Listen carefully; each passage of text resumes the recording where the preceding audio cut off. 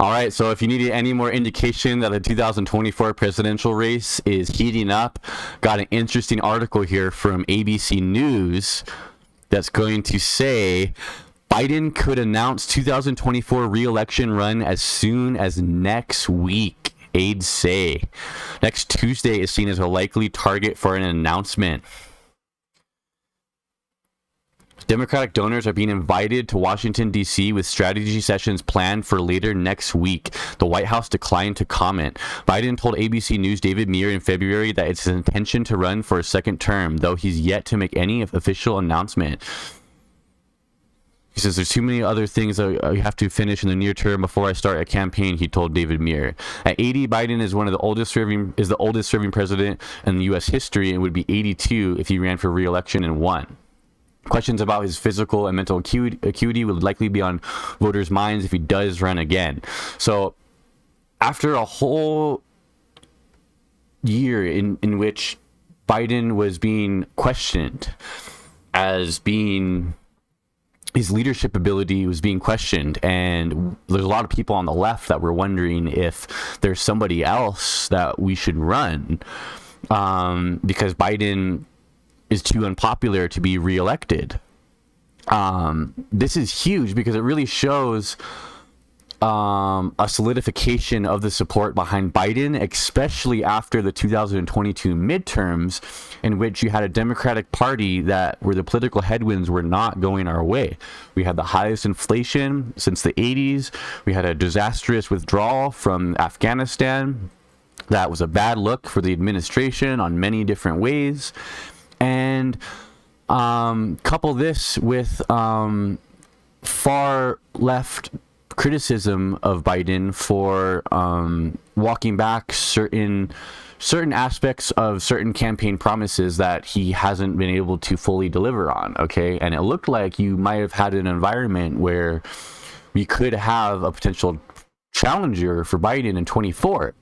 But now, after the midterm elections went so well for the Democrats, and the White House's messaging on issues such as abortion and voter rights landed very well with the American people, and Biden has some wind in his sails yet again. Okay, even after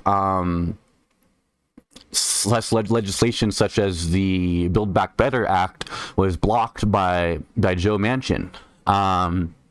So, wow, just how much can change in Washington in a few months period of time, and now it's looking like Biden is pretty much the foregone nominee of 2024, when it didn't look like that just a few months ago. So the White House Dr. Kevin O'Connor recently said Biden was fit to successfully execute his duties as commander-in-chief following his second physical as president. Biden has teased a 24 campaign several times in recent weeks, including joking with Bruce Springsteen at a White House ceremony that some people are born to run. Biden hasn't faced much pressure to formally declare his candidacy, as the Democratic Party has remained largely united behind him.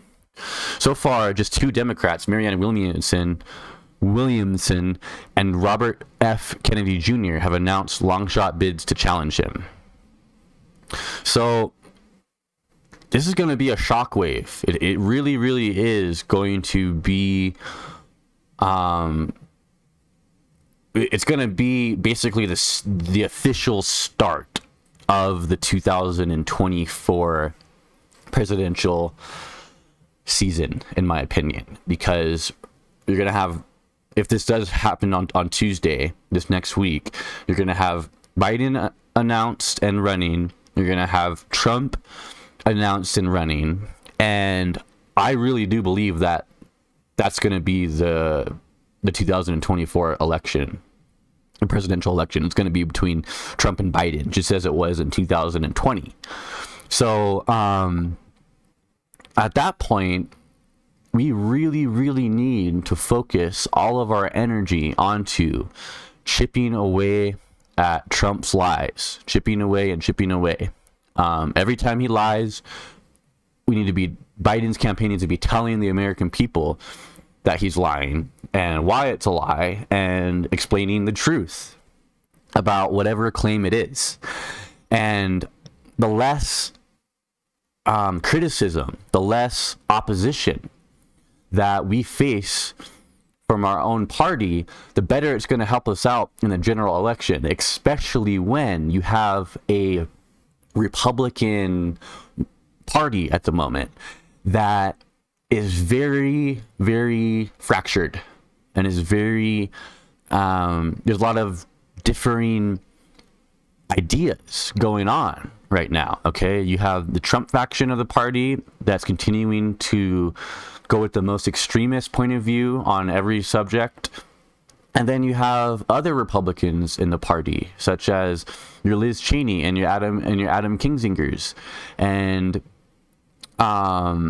more moderate Republicans that are seeing the writing on the wall that Trump cannot defeat Biden in a rematch. Right? Trump can't.